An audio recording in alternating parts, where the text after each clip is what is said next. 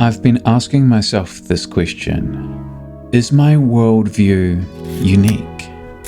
Is it the things that I see when I'm walking home from work?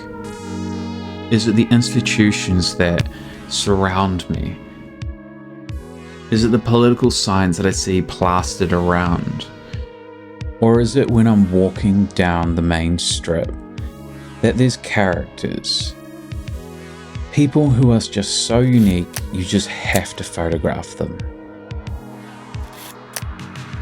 Who end up being the muses of my photography sometimes. When I do take photos of such unique individuals, am I really the main character? Is it really my worldview? Or am I being reactionary? These are the questions that I am asking myself in August. What do I see that is unique? What do I want to photograph? And what kind of photographer that I want to be? I don't know if I have a defined art style. If you would go ahead and look at my Instagram, to say there is one color palette that I stick to, you'd be lying. And I've spoken to this already. I'm not a black and white photographer, and I've learned the hard way this year. I'm not a technical photographer either, even though I do spend a lot of time learning different techniques, but that's not what I actually look for. I don't care how many megapixels a camera has or how many lines in the film it has. Whilst that does matter, after all, detail is a very key part of communication. It is not what I look for. However, that being said, Adox black and white film is known to be some of the most highest resolution film possible. And I've wanted to go ahead and see how good this film stock is and to see what it can deliver in terms of high resolution and high quality film stock. So that's what I did in August. I went out and just shot with this film stock to see how it looks, what's its key characteristics, and how fine detailed it can be.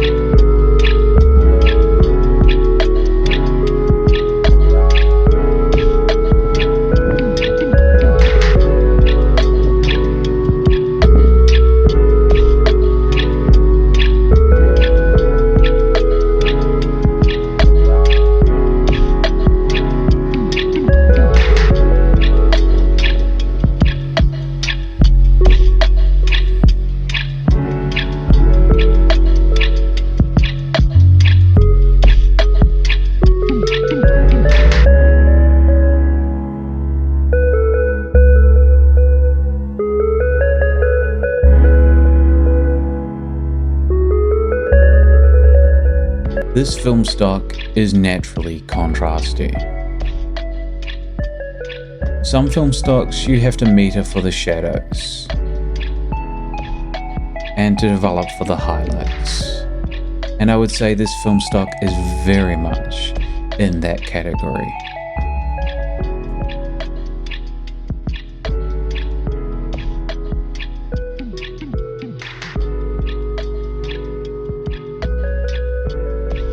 So I'm going to read this off my phone. Adox is the world's oldest film company. Originally a brand of the company Photowork, founded in 1860. In 1952, they released the film under the name Adox, and in 1962, its founders sold the company to American DuPont. In 1999, the company was sold to German film company AGFA, which we've all probably heard of, returning to German ownership for the first time in decades. However, it was absorbed into the company and wasn't its own brand. But in 2003, after the trademark lapsed, it was revised by film distributor Photo Impex, who had the original Adox formulas.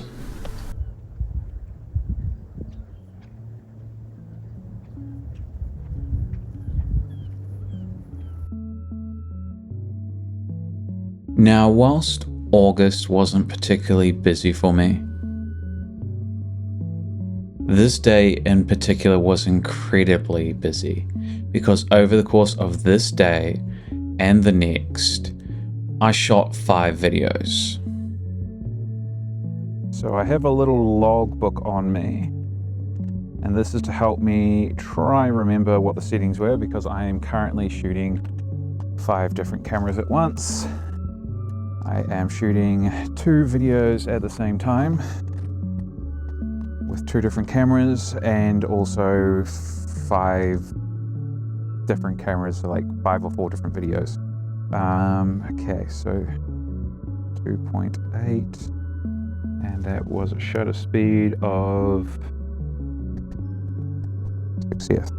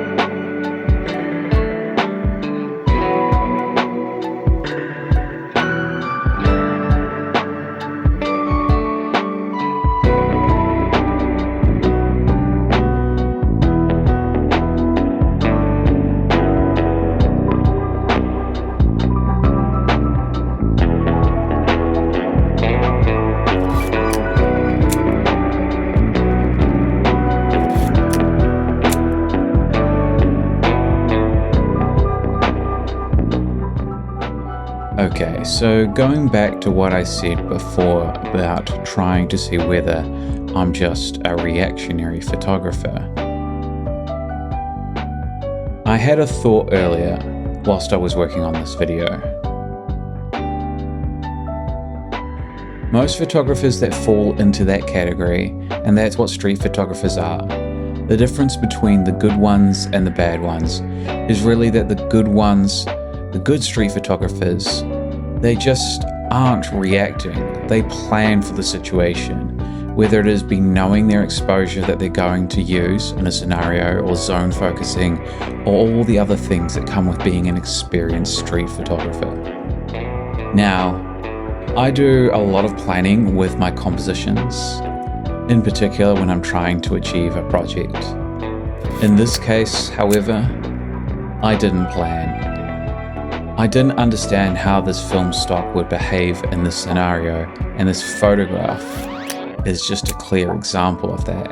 It didn't meet my vision at all, and this film stock was way too contrasty and entirely wrong for this situation.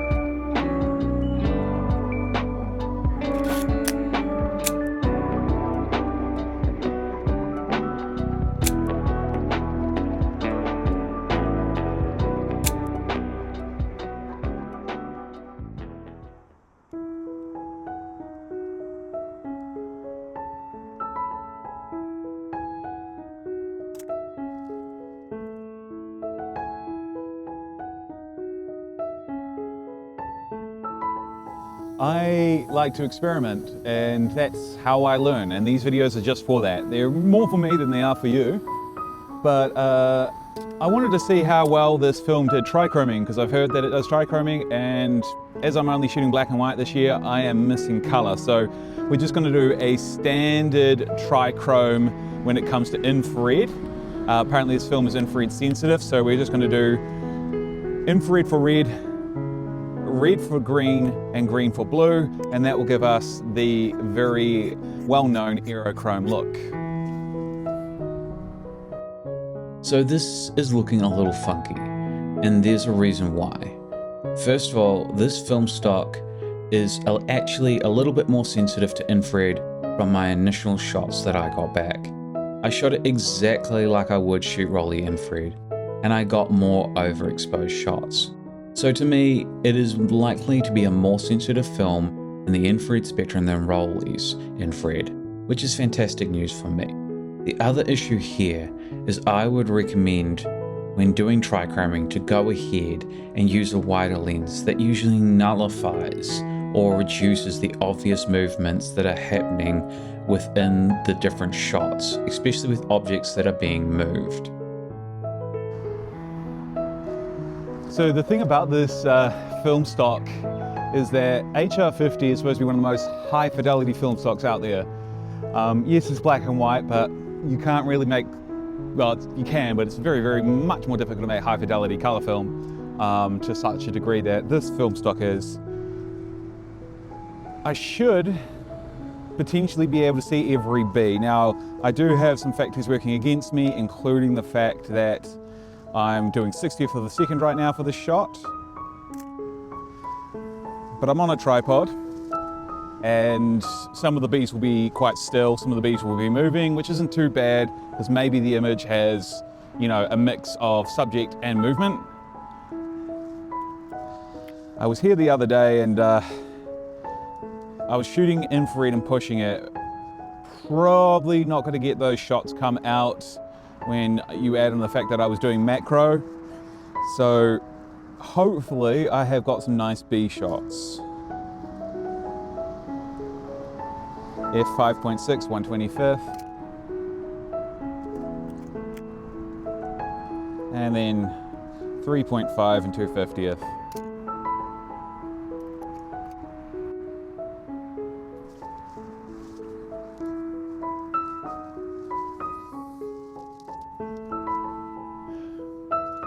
Damn it, just a bee went right for my nose. Luckily I didn't get stung. Oh, that gave me a bit of a fright.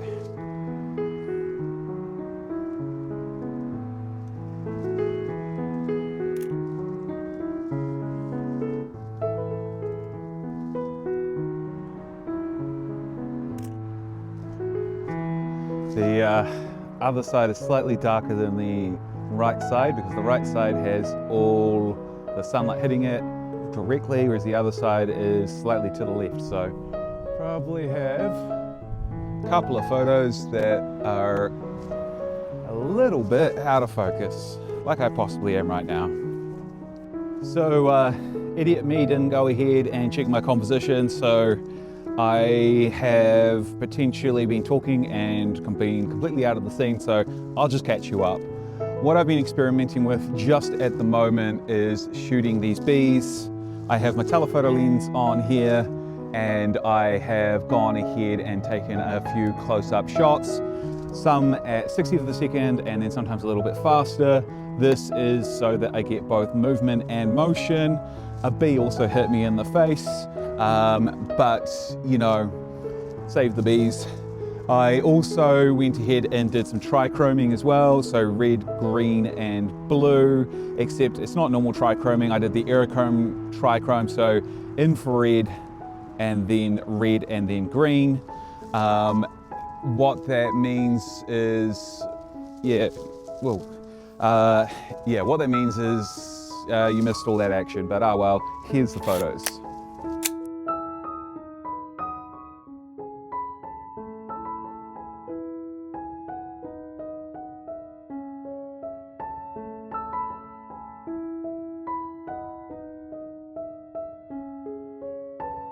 Now, this is the really cool thing about this film stock. It might be slightly out of focus here, but look at that level of detail. If that is something that you're after, this film stock provides. This is why I shot it.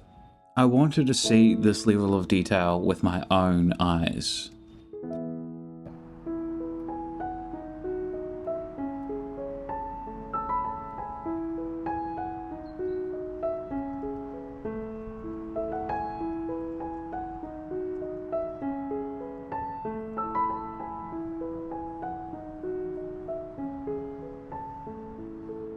So, if I haven't stated the obvious already, this video is just about experimenting with this film stock and just seeing how high fidelity it is going to be. I'm probably not going to be able to develop it in the developer that would give it the most fidelity, but that doesn't matter. It should be more high def than other film stocks out there. Now, is the whole point of this video just be like high def is better? No.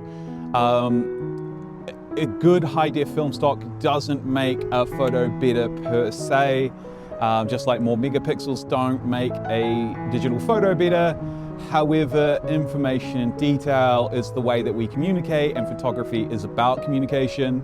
So that's kind of what today is about, is just seeing how this film stock communicates and what information it can give to both yourself but anyone else that views your photographs. Yeah, macro is really hard to keep in focus. The tiniest of movement, that's all it takes. So when I was here the other day, I was going ahead and trying to do macro photography in infrared. Probably won't come out, but that's the other reason why I'm back. Simply, it's a very short amount of time of the year that you're going to have flowers like this. The wind here destroys them. It is near the end of winter. Spring is kind of starting to begin, as you can see by the flowers. So I've got limited time, so I thought I'd make the best of it, and a good pairing would be really high fidelity film, and even though it's black and white, and these flowers.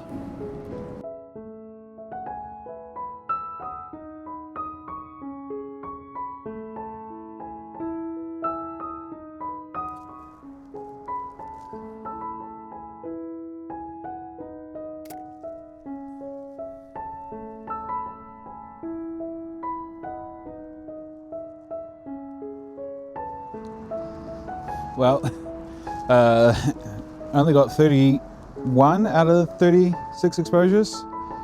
Interesting.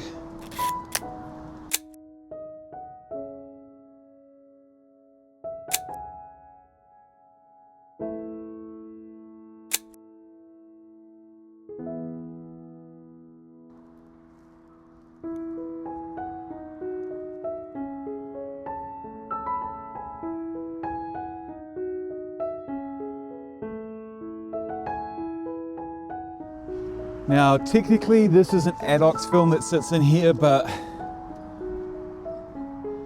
I don't think AGFA actually makes its own film anymore. It's usually supplied by, my understanding is either Adox, depending on the film stock, or Novascope. I don't think Novascope does such high fidelity films, which leads me to believe that this is the same film stock. This is HR50, that's by Adox. Also probably the same film stock that Leica uses for their new Leica Monopan 50, so I'd hazard a guess it's the same film stock, which means I'm going to treat it the same. I'm going to pretend that this is Adox HR50 because that's practically what I believe it is, and that means I'm going to trichrome the shit out of it and see if I actually get something workable. So I'm gonna find out the hard way that these are not the same film stock. I don't know what the hell this film stock is. I don't know who makes it. I don't know, but I was totally wrong. These are not the same film stock. So right now I am doing a aerochrome trichrome just because, well, it should look interesting.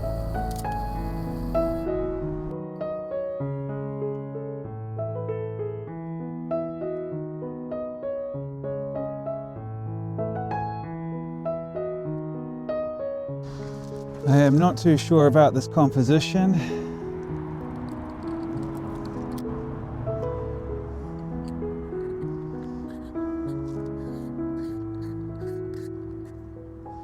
Okay, first our red. Oh shit, I forgot I'm gonna have to adjust for that. Oh damn.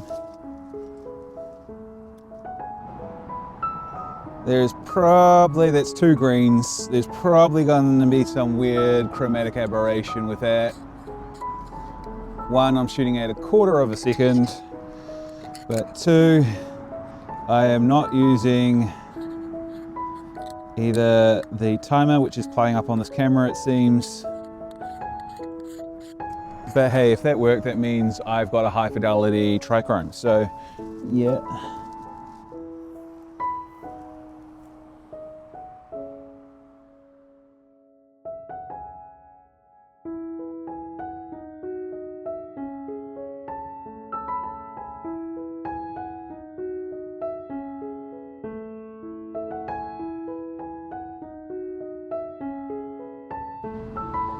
So I personally believe in a philosophy of you'll never really get the perfect picture the first time. For me, it's always about experimenting, and sometimes during those experiments, you see the world in a way that you previously hadn't seen it before, and you take that as a lesson, and that lesson helps guide you to create artwork that just doesn't look like everyone else's. If you went ahead and looked on my Insta profile, you would see that it's a myriad of different techniques, and it's not necessarily, you know, one style. And what I've gone ahead and done is learnt to go ahead and see the world in a bunch of different ways, to explore it than just one narrow form of art form that I would probably fall out of love with pretty quickly if I just kept to it. So the other day I was going here and I was shooting infrared, as I said before, infrared macro, and the footage was exquisite. There was a shot that I had, which would be about 90mm because 1.6 times factor on a crop, and it was this awesome composition. In fact, I had a few, so you can see them right now, and these compositions were awesome, and I kind of just want to recreate them without the infrared because I'm currently not shooting infrared and I've got some black and white film here. I just want to take that accidental composition and turn it into something that is actually, you know, a piece of artwork that I'm looking forward to. So I've got my composition, and I've got a bumblebee right really close near me.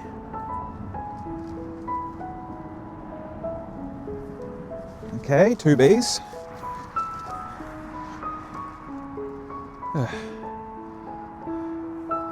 And a person walked right into my shot. Oh. And I've stood up too fast and I'm slightly dizzy.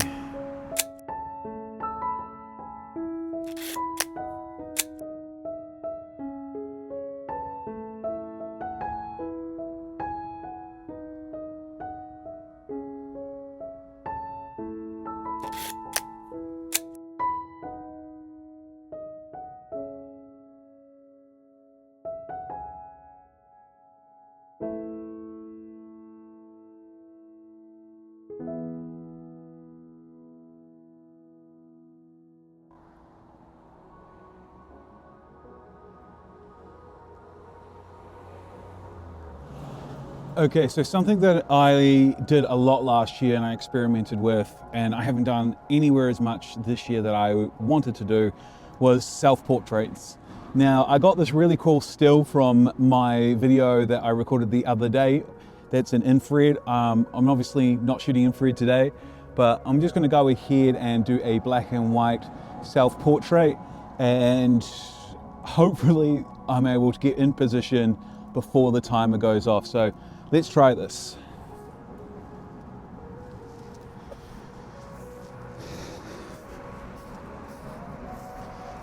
And you know what?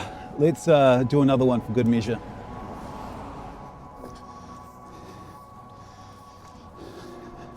I'm going to take a break now and have some lunch. We will see how this goes. I don't expect every photo that I'm shooting today to be a work of art, like I've said.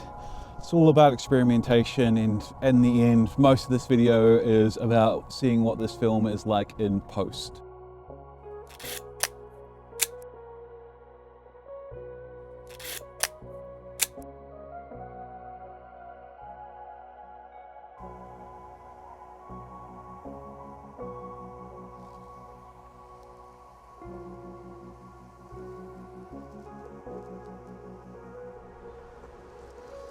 Probably not as good as the original still that I had.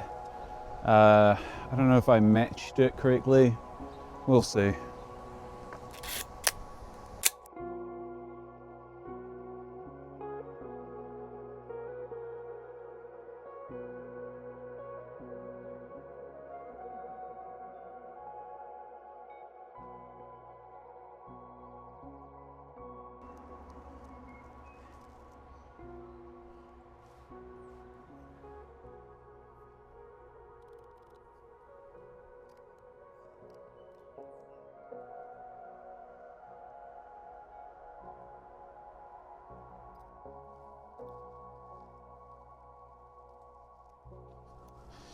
Now, I've taken photos at this spot on a number of occasions, so I know exactly what it looks like.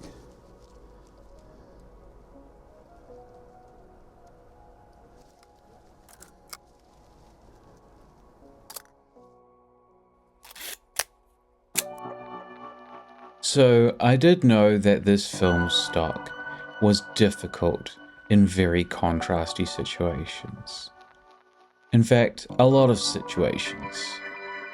This film stock is great for record keeping, but it is not something that I would use in such a contrasty environment, even if you meted for the shadows. Now, I'd also like to make clear one thing, or I guess two things maybe. First of all, I'm not using the highest scanning possible, but simply because I don't have access to such equipment. My Epson scanner is around 3200 dpi, and it probably doesn't actually even do that. It won't get the maximum usage out of this film, and I don't have a high enough quality set up yet to scan with a digital camera either. And there is no lab that can do that where I live. Now, the other thing, and probably even more importantly, is the developer. The developer that we used was one that my lab uses. It is not Adox's developer. And from my understanding, there is an absolute difference between what you will get at its highest possible resolution and what other developers will provide for this film stock. But that being said, I have to live within my limits, and I have to photograph within my limits. And I want to see if this film stock can still provide a decent level of detail, and whether the developer I was using would still be able to produce that. So does it give an adequate picture with a decent level of detail? And the answer is yes, when you are able to get it exposed correctly. It's actually really hard to focus. Why is it so hard to focus?